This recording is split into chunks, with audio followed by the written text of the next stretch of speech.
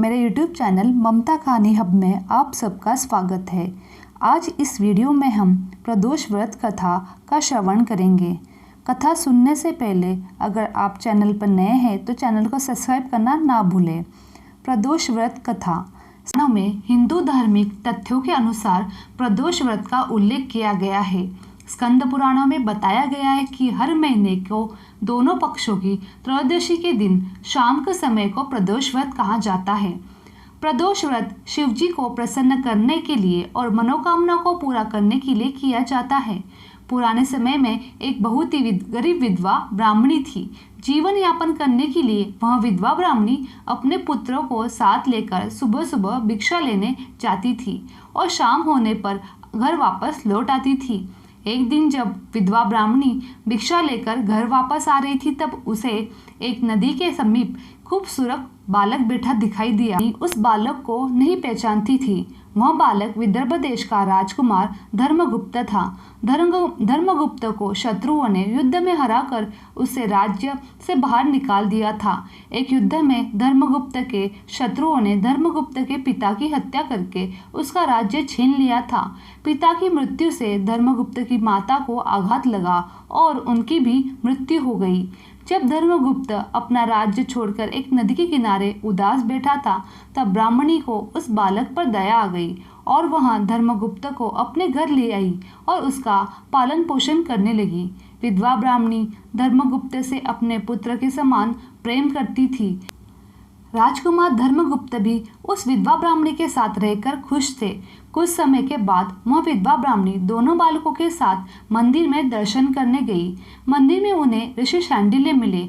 ऋषि शांडिल्य एक बहुत ही महान संत थे जिन्हें सभी कोई मानते थे। जब ऋषि शांडिल्य ने धर्मगुप्त को देखा तब उन्होंने विधवा ब्राह्मणी को बताया कि यह बालक विदर्भ देश का राजा का पुत्र धर्मगुप्त है।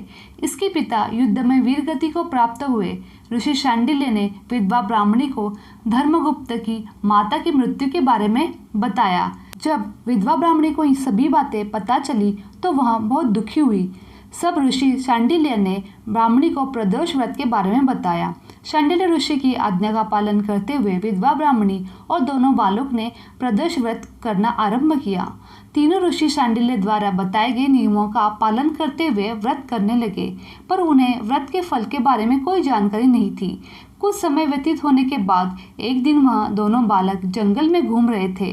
तब उन्होंने वहां पर कुछ गंधर्व कन्याओं को घूमते देखा। ब्राह्मणी का बालक तो अपने घर वापस आ गया, पर राजकुमार धर्मगुप्त वहीं ठहर गए। धर्मगुप्त गंधर्व कन्या अशुमति की ओर आकर्षित हो गए और उसके साथ बात करने लगे। बात करते करते गंधर्व कन्या और राजकुमारी दोनों में एक दूसरे से प्रेम हो गया। तब धर्मगुप्त अशुमति से विवाह करने के लिए उसके पिता से मिलने गए। जब अशुमति के पिता को यह बात पता चली कि यह बालक विदर्भ देश का राजकुमार है तो उन्होंने भगवान शिव की आज्ञा का पालन करते हुए अपनी पुत्री अशुमति का विवाह धर्मगुप्त से कर दिया।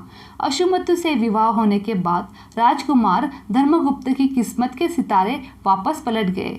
राजकुमार धर्मगुप्त ने बहुत संघर्ष करके फिर से अपने गंधर्व सेना का निर्माण किया और विदर्भ देश पर आक्रमण करके विजय हासिल की। कुछ समय व्यतीत होने के बाद धर्मगुप्त को यह पता चला कि उन्होंने जो कुछ भी हासिल किया है वह विधवा ब्राह्मणी और राजकुमार के प्रदोष व्रत करने का फल है। उनके प्रदोष व्रत करने से शिवजी प्रसन्न होकर उनके जीवन की सभी कठिनाइयों को दूर किया है।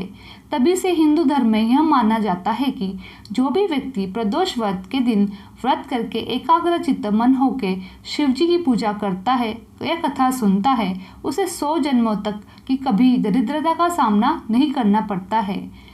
मेरी ये वीडियो आप लोगों को अच्छी लगी तो प्लीज़ चैनल को लाइक, शेयर और सब्सक्राइब करना ना भूलें। आप सभी का धन्यवाद। हर हर महादेव।